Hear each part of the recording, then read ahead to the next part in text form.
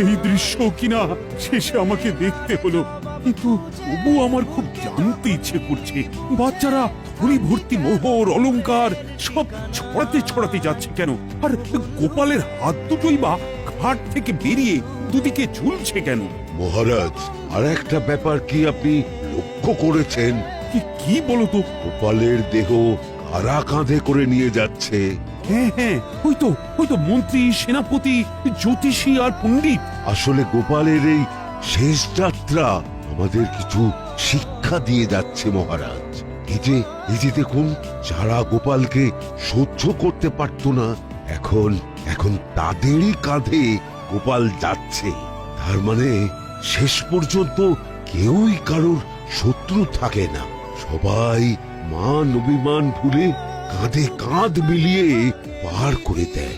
তাই তো, এই দৃশ্য তো সেই কথাই বলছে।